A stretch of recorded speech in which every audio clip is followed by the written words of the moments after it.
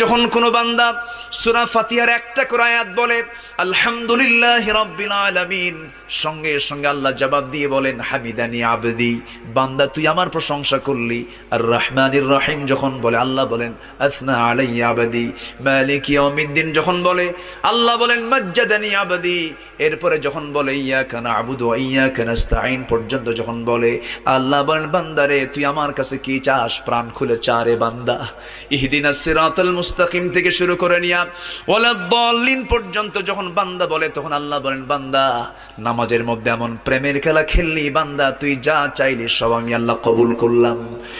ওই বান্দা যখন রুকুতে যায় আল্লাহ তখন অস্থির হন।